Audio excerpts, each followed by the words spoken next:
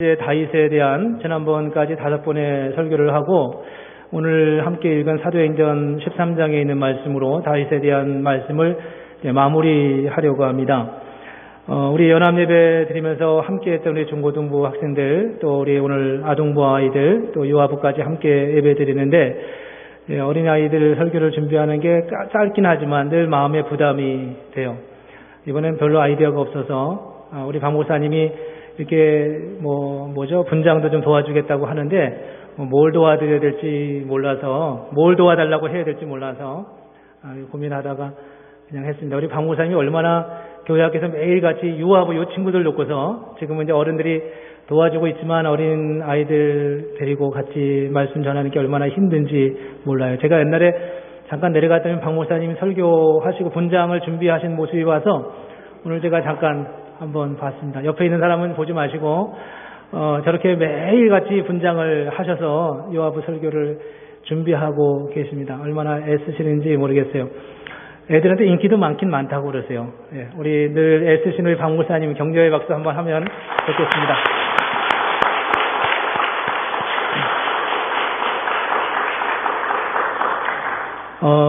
다섯 주의 설교를 마무리하면서 오늘 이제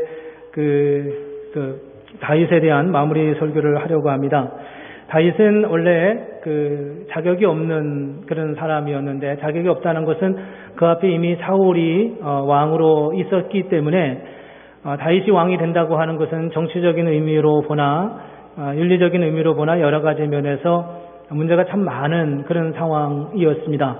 그런 상황에서 다윗이 사울 왕의 뒤를 이어서 왕이 된다고 하는 것은 굉장히 힘들고 어려운 상황이었는데, 하나님께서 이 다윗을 왕으로 세우시는 과정 속에서 오늘 22절 말씀에 오면 이렇게 말씀하고 있습니다. 패하시고 다윗을 왕으로 세우시고 라고 말합니다.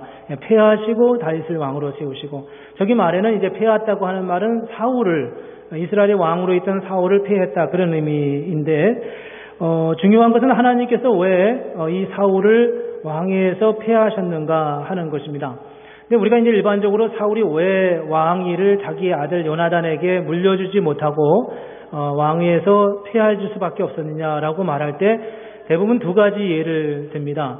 사무엘상 13장과 그리고 15장에 나오는 사건인데, 13장에는 이 이스라엘이 블레셋과 함께 전쟁을 하려고 하는데 전쟁을 하기 전에 먼저 하나님 앞에 번제를 드리고 전쟁을 하도록 되어 있었는데, 사무엘 선지자가 번제를 드려야 할 제사장이 빨리 도착하지 않고 앞에서는 진을 치고 공격해 오려고 하자 사울이 급한 마음에 자기가 그냥 번제를 드려버렸습니다. 이것이 이제 하나님 앞에 책망거리가 되었죠.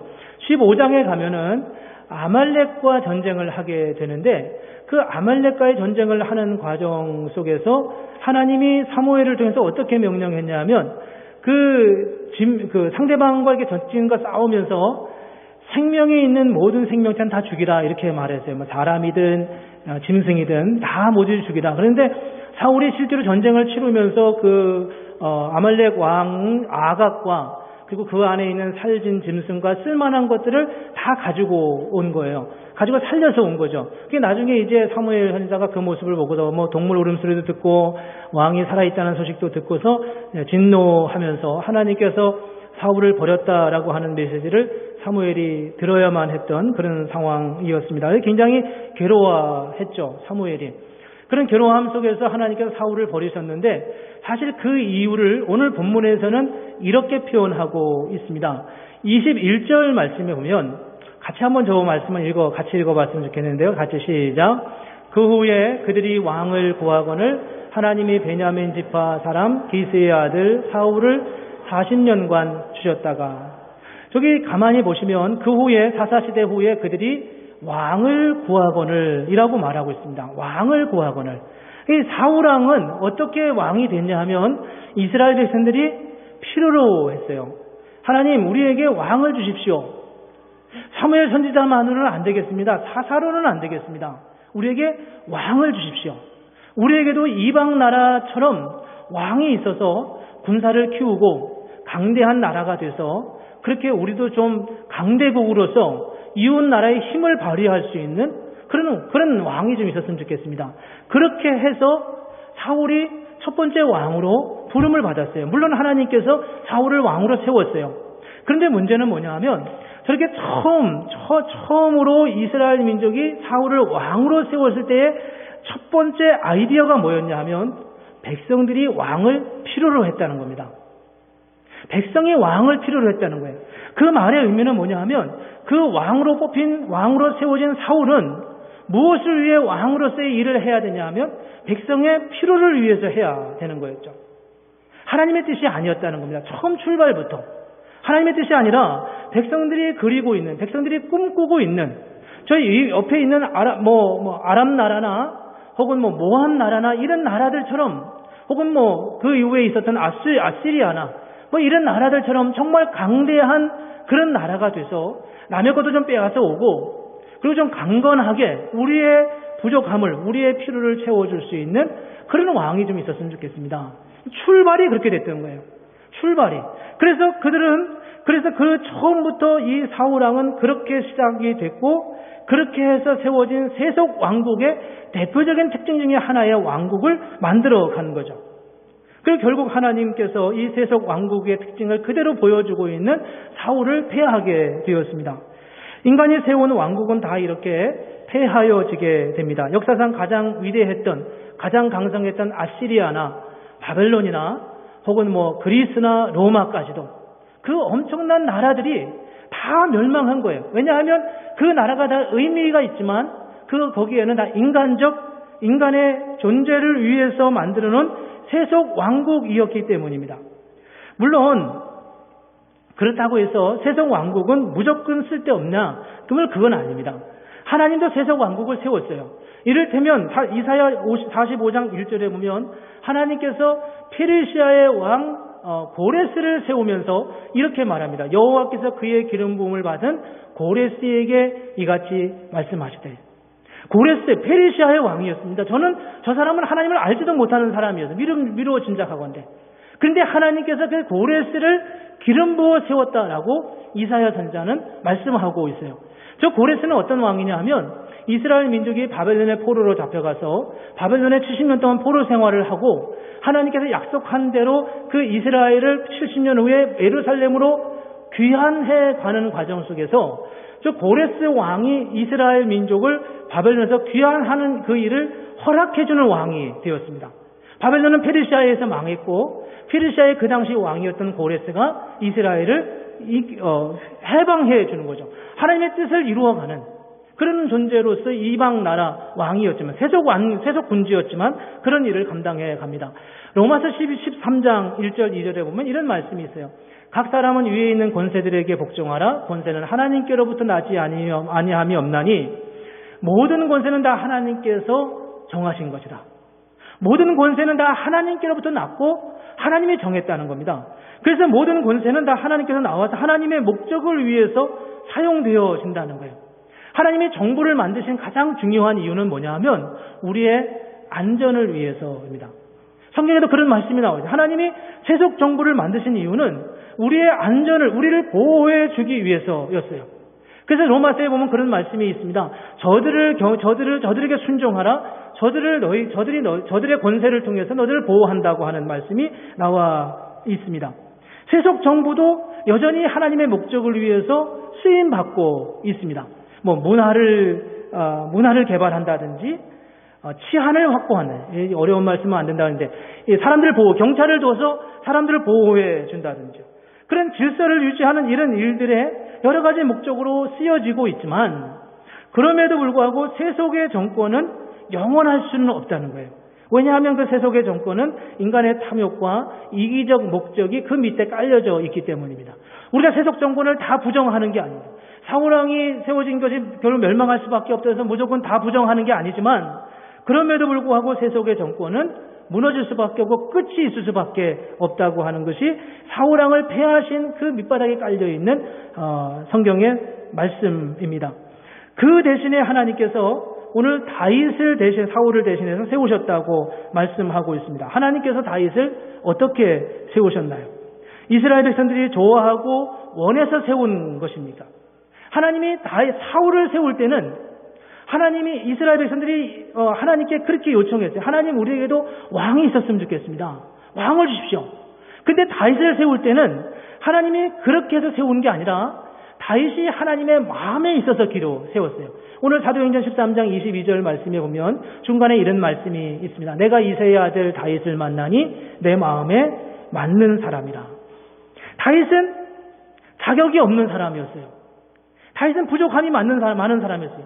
앞서 우리 어린아이들과 설교하면서 나눴지만 키도 작고 힘도 없고 아직 전쟁의 경험도 없고 지도자로서는 여러 가지로 부족한 다윗이었지만 다윗이 가지고 있는 유일한 한 가지 딱 있었는데 그것은 뭐냐 하면 하나님의 마음에 합한 사람이었어요. 하나님의 뜻을 위해서 하나님이 원하신다면 그것이 무엇이든지 그 일을 하기로 작정하고 그렇게 가는 사람이었다는 거예요. 다윗이 어떤 사람인지 아시죠?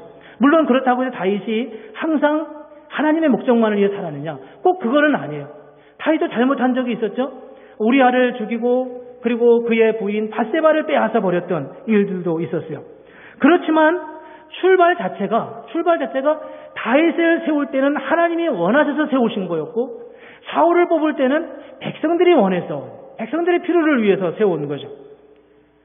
물론 그렇다고 해서 이스라엘이 항상 하나님의 영광만을 위해 살아간 것은 아니었지만 그러나 이스라엘의 다윗이 왕으로 세워질 때 그 다윗은 사람들의 필요에 의해서 세워진 것이 아니라 하나님의 필요를 위해서 세워졌어요.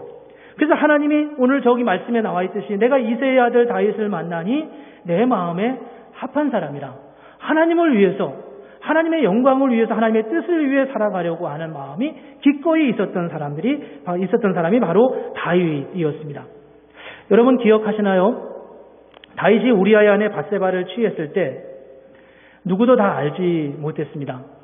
다윗이 밧세바를 취하고 근 1년 가까이 있다가 나단이라고 하는 선지자가 다윗에게 가서 그 부자가 어린 가난한 사람의 양을 빼앗았다라고 하는 이야기를 하면서 이 다윗이 자기 죄를 고백합니다. 내가 잘못했다고.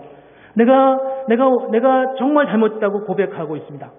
근데 사람들이 이런 말을 해요. 어린 친구들 있는데 좀 죄송할는지 모르지만 여러분 다윗이 왜 범죄했냐 하면 다윗이 밧세바가 목욕하는 모습을 봐서 보고서 유혹이 됐어요.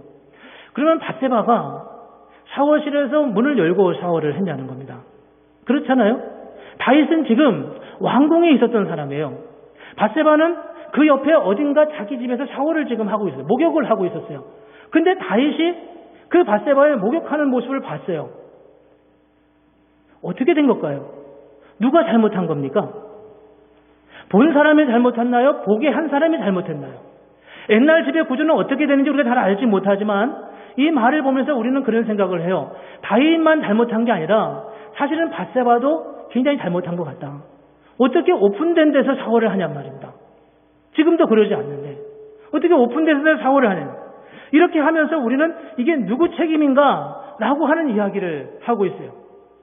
그런데 다윗은 이 부분에 대해서 철저하게 침묵하고 있어요. 나 의도적으로 본 거 아니야 이렇게 말하지 않았다는 겁니다. 성경 자체도 이 부분에 대해서 침묵하고 있어요.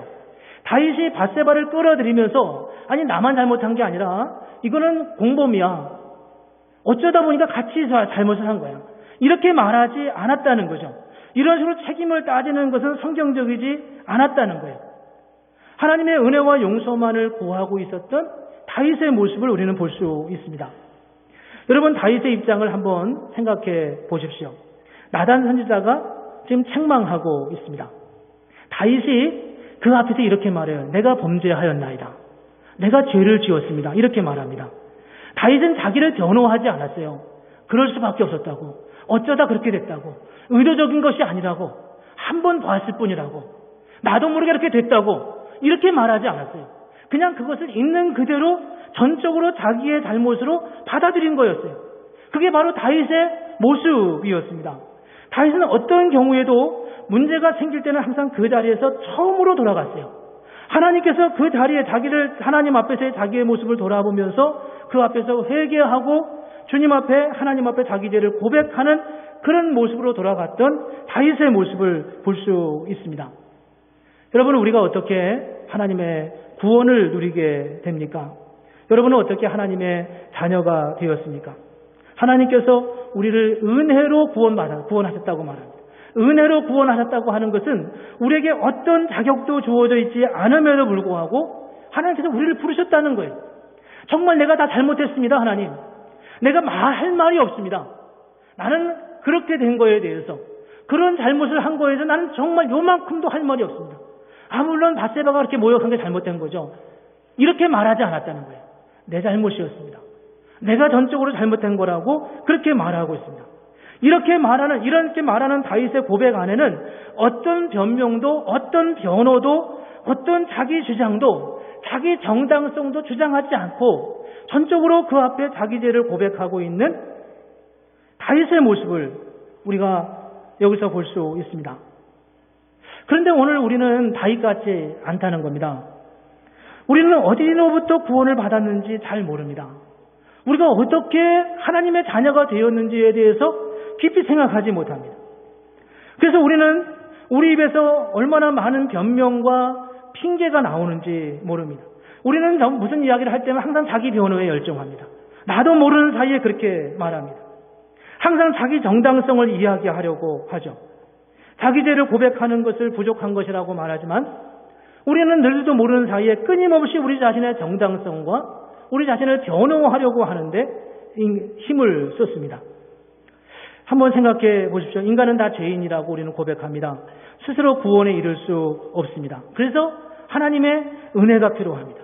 하나님께서 당신의 아들을 주셔서 십자가에 죽게 하시고 그 십자가의 죽음을 통해서 우리에게 구원의 길을 열어주셨습니다.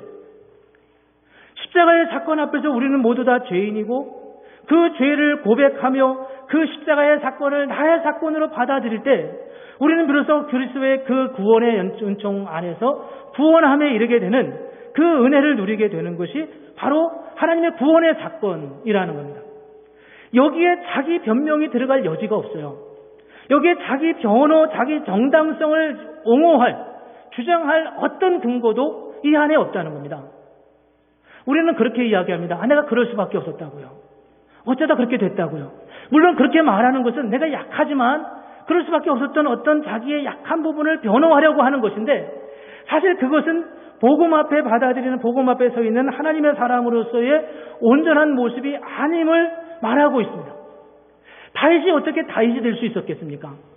다윗이 어떻게 하나님의 그 위대한 삶의 사역에 이르는 그런 영광을 누릴 수 있었겠습니까? 그것은 바로 다윗이 자기의 범죄했을 때 하나님 앞에 철저하게 자기의 죄를 고백하며 주님 앞에 무릎 꿇었던 그런 모습입니다. 우리는 자기 변명과 자기의 죄의 고백을 잘 구분하지 못합니다.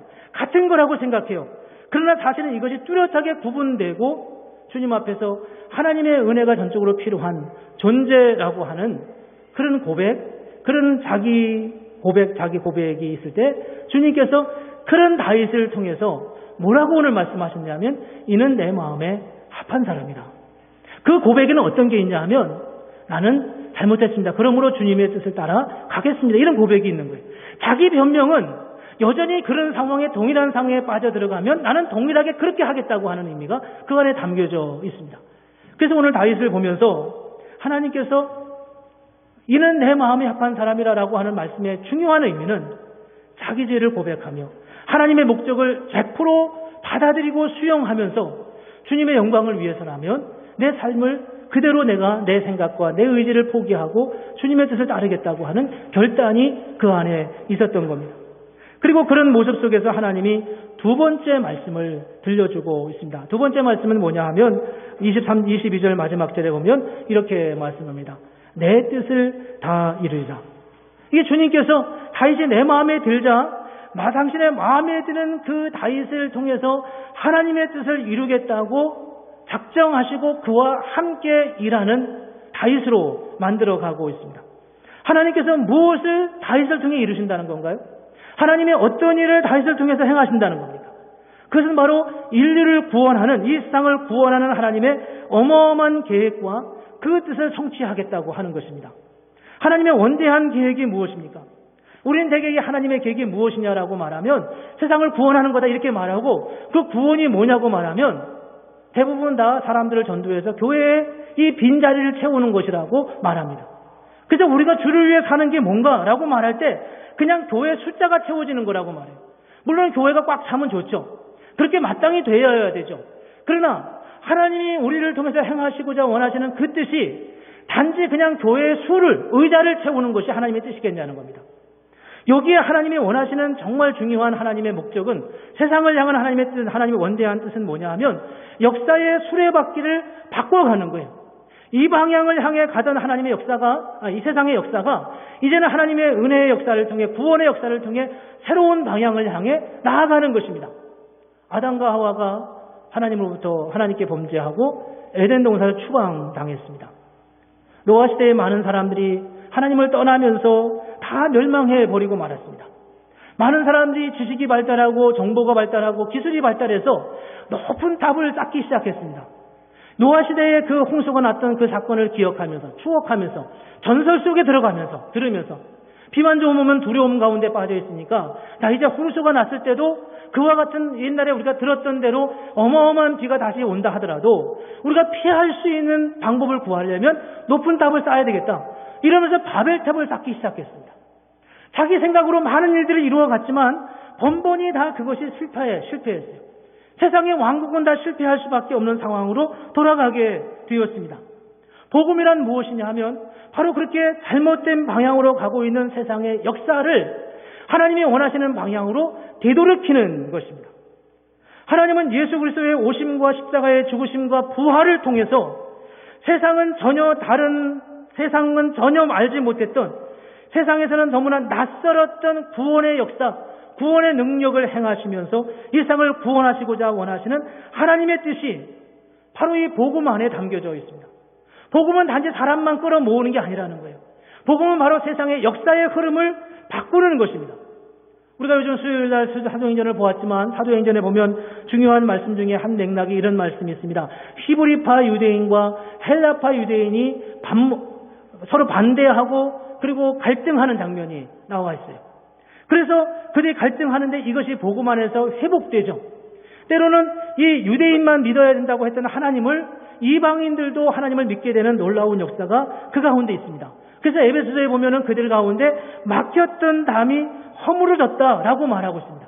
그러면서부터 이 인류 가운데 복음이 전해지기 시작했고 지금은 온 세상이 하나님을 예배하고 경배하는 놀라운 역사로 이루어지게 됐습니다. 복음이란 뭐냐 하면 물론 예수 안 믿던, 전혀 예수를 믿을 수 없었던 이방인이었던 저 사람이 교회로 와서 함께 예배하는 것도 그 자체가 물론 복음의 출발이지만 궁극적으로 그 복음은 온 인류를 하나님의 백성으로 하나로 모아가는 하나님의 주권적 역사가 바로 그 안에 담겨져 있었다는 거예요. 그냥 교회 안에서 좋게 지내고 마음만 통하고 그냥 우리끼리 좀 어떻게 좀 힘들지만 사이좋게 지내자, 이게 복음이 아니라 복음은 우리가 알지 못하는 저 세상에 우리가 실제 일을 하고 공부를 하고 그리고 열심히 사역하고 일하는 그 삶의 현장에서 반목되고 갈등하고 분열되었던 그런 세상 가운데 복음의 역사를 통해서 우리를 하나로 만드시고 하나님 앞에 우리의 죄인됨을 고백하며 그리스도의 사랑 안에서 하나의 공동체를 세워가는 것, 그것이 바로 복음의 역사라는 겁니다. 그 복음은 우리가 생각했던 것보다 훨씬 더 컸고 훨씬 더 위대했다는 거죠. 하나님께서 오늘 본문 속에서 내가 다윗이 내 마음에 합한 사람이라 내 마음에 든다, 내가 저를 통해서 내 일을 이룰 것이다 라고 말씀하실 때 그 말씀의 의미는 바로 하나님께서 그와 같은 당신의 뜻을 행하시기를 원하시는 하나님의 마음을 보여주고 있습니다. 하나님께서는 다윗을 통해 위대한 일을 하셨지만 그 다윗이 개인의 아이디어를 통해서 일한 게 아니라 하나님께서 다윗을 틀어 당신의 뜻을 위해서 다윗을 사용하셨던 하나님의 역사를 볼 수 있습니다. 그 안에 담겨져 있던 다윗의 굉장히 중요한 사실은 자기의 죄인됨을 고백하고 하나님의 역사하심을 기대하며 하나님께서 자신을 통해 이루실 놀라운 역사, 복음의 역사를 기대하며 자기 자신을 하나님 앞에 위탁하는, 맡기는 그런 결단이 다윗에게 있었습니다. 하나님께서 나를 통해 일하실 놀라운 일을 기대하지 않는다면 어떻게 자기 일을 하나님께 맡길 수 있겠습니까? 우리의 생각과 우리의 의지와 우리의 이상적 판단과 이런 것에 너무 의존하는 것은 하나님의 주권과 역사를 믿지 못하기 때문입니다. 오늘 광고를 이미 보신 분들은 아시겠지만 오늘과 다음 주에 걸쳐서 우리가 새롭게 할 구역을 편성하려고 합니다. 구역을 편성할 때마다 늘 우리 마음에 그런 마음이 있어요. 좀 좋은 사람 만났으면 좋겠다. 편안한 사람 만났으면 좋겠다. 그래서 편안하게 일주일, 1년 가는 거예요. 근데 가만히 들여다보니까 이제는 관계가 다 회복됐다고 생각했는데 여전히 남아있더라고요. 근데 그게 어디서 생기냐 하면 끊임없이 우리에게는 그런 관계의 문제가 생겨져 가는 것을 볼 수 있어요. 근데 오늘 본문 안에서 우리 복음의 역사, 하나님 다윗이 기대했던 복음의 역사는 뭔가요? 하나님께서 온 인류 가운데 그 복음으로 인하여 하나가 되게 하시는 그 역사를 하나님께서 이 다윗이 기대하며 자기 자신을 그냥 맡겨버리는 거예요. 만약 그렇지 않았다면 다윗은 자기 칼로다가 온 이스라엘을 평정시켰을 것입니다. 근데 다윗은 그렇게 하지 않고 하나님께 맡긴 거죠. 어떤 사람이 내 구역 식구로 오든, 어떤 사람을 내가 동료를 만나든, 어떤 사람을 나의 직장의 동료로 만나든 그 안에서 하나님께서 우리를 통해 새로운 역사가 일어나고 새로운 관계가 회복되기를 기대한다면 얼마나 설레이는 모습이겠어요. 정말 만나고 싶지 않은 사람을 우리가 에나무 땅에서 만났다면, 그리고 그 사람과 하나님과 우리와의 관계 안에서 그냥 하나님의 선한 역사를 이루어 갈 거라고 하는 그런 믿음의 고백이 우리에게 있다면 그런 사람을 만나는 것이 얼마나 기대되는 일이겠냐는 겁니다. 우리는 그런 작은 기대조차도 사실은 우리의 일상적인 삶의 자리에서 갖지 못하고 살아갈 때가 참 많은 것을 볼 수 있습니다. 오늘 본문 안에서 우리는 몇 가지 사실을 간단하게 정리하면서 말씀을 마치려고 합니다. 첫째는 하나님의 주권적인 역사의 섭리를 믿어야 한다는, 하나님이 우리를 통해서 우리가 살아가는 이 시대 가운데 하나님이 일하신다는 겁니다. 오늘 본문을 보십시오. 폐하시고 세우시고 행하신다 그랬어요. 그 폐하시는 건 누구를 폐하냐 하면 앞에 있는 사울왕을 폐하신다는 겁니다.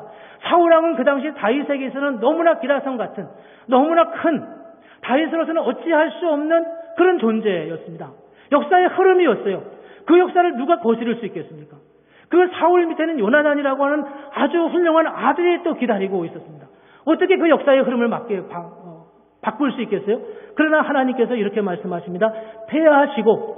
폐하시고 내 마음에 있는 다윗을 통해서 내가 내 뜻을 이루리라 라고 말씀하고 있습니다. 이 사실을 믿고 받아들였던 다윗이 하나님께 자기 자신을 위탁하고 맡기면서 하나님의 역사가 그를 통해서 정말 놀랍게 일어난 것을 보여준다는 겁니다. 하나님의 주권적인 역사, 하나님의 주권적인 섭리를 우리가 믿는 것이 얼마나 중요한가 하는 것을 보여주고 있습니다. 두 번째는 하나님의 그 뜻에 더 큰 소망을 두어야 한다는 겁니다. 우리는 항상 내가 원하는 게 있어요. 그게 하나님이 원하는 것과 같아지기는 어려워요. 그러나 내가 원하는 것보다 하나님이 뜻하신 바가 더 크고 더 분명하다고 하는 것을 갖고 그 뜻에 더 큰 소망을 얹어 드리는 것입니다. 하나님의 섭리와 뜻의 성취를 믿는 사람은 자연스럽게 하나님의 행하실 일을 기대하게 됩니다. 그렇지 않겠어요? 하나님의 행하실 것을 믿는 사람은 그냥 믿자 그렇게 말하지 않아도 기대하는 마음이 생기는 거예요. 하나님의 내 인생을 통해 어떤 일을 하실까? 하나님의 나를 여기까지도 인도하셨는데 이후로 나를 어떻게 인도하실까? 그런 기대가 있으면 설레이는 마음으로 자, 우리가 기쁘게 찬양합시다. 웃으면서 찬양합시다. 오늘 찬양 가사가 기쁘지 않아요? 이렇게 말하지 않아도 그 가사 내용 하나하나, 우리의 고백 하나하나가 우리의 마음을 설레게 하지 않을 수 없다는 거죠. 기대하는데 우리가 믿는 분이 하나님이잖아요. 그 하나님을 믿고 나아가는데 어찌 기대하지 않을 수 있겠어요? 어찌 설레지 않을 수 있겠습니까? 이것이 바로 다윗이 믿었던 두 번째 모습이었습니다. 세 번째 모습은 하나님의 그 더 큰 소망을 얻기 위해서 자기 자신을 내려놓는 것이었습니다. 우리의 생각을 내려놓는 거죠. 그건 굉장히 힘들고 어렵다고 생각하지만 그러나 사실 더 큰 게 있으면 우리는 작은 것을 내려놓을 수 있습니다. 누군가가 내가 가지고 있는 자동차보다 정말 뜻하지 않게 더 좋은 자동차를 가지고 와서 나한테 준다고 하면 우리는 좀 정이 들었긴 했지만 그 내가 쓰던 자동차를 내려놓는데 버리는 데 있어서 조금 더 아까워하지 않을 수 있다는 거예요. 더 좋은 집으로 이사하게 되면 이전에 있던 집이 아무리 내가 정이 들었어도 가는 거에 있어 그렇게 어렵지 않은 것을 우리는 알 수 있습니다. 옛날 거에 대해서 내가 가지고 있는 거에서 여전히 연연해 있는 것은 하나님이 내게 주실 것에 대한 확신이 여전히 없기 때문에 나를 내려놓지 못하는 거죠. 비즈니스를 하시는 분이, 처음 하시는 분이 비즈니스를 성공적으로 잘한 사람의 조언을 듣는 것은 기꺼이 감당할 일일 것입니다. 여러분 삼국지 잘 아시겠지만 그 유비가 제갈량의 말을 듣잖아요. 유비는 굉장히 나이가 많은 사람이고 제갈량은 굉장히 젊은 사람인데 그 젊은 사람 앞에 꼬박꼬박 존댓말을 하면서 그의 지침과 그의 조언을 듣고 전쟁터에 나가는 그 유비의 모습이 정말 감동적이지 않을 수가 없어요. 근데 우리에게는 오늘 하나님이 우리의 모사요, 우리의 조언자요, 우리의 안내자요, 우리의 구원자라고 이사야서에 말씀하고 끊임없이 그분을 우리의 구원자라고 고백함에도 불구하고 그분의 음성에 대해 우리는 귀를 닫고 있을 때가 참 많이 있다는 거예요. 그분의 음성에 귀를 기울이면서 그분의 말씀에 귀를 기울이면서 우리 자신을 내려놓고 주님 앞에 나아갈 때 하나님께서 우리의 생애를 통해 얼마나 위대한 하나님의 놀라운 일을 행하시겠습니까? 다윗에 대한 말씀을 6주로 우리가 마감하면서 다윗이 그 위대한 삶을 살았던 것처럼 그냥 다윗만이 아니라 오늘 우리의 삶 속에도 나도 다윗이야 그렇게 고백하며 나도 또 다른 다윗이야 그런 삶을 이제까지도 이미 살았고 내 생에서 나도 다윗처럼 나중에 천국에 가서 다윗 당신만 그렇게 산 게 아니라 나도 당신의 살아가는 모습을 보면서 이렇게 다윗 당신처럼 살아왔노라고 정말 놀라운 하나님의 은혜를 누렸다고 고백하며 그렇게 살아가는 그런 은혜가 있었으면 좋겠습니다. 우리 한번 같이 이렇게 따라 하시고 오늘 말씀 마치셨으면 좋겠습니다. 오늘 유아부 설교의 연장선상에서 나도 조신가 봐요.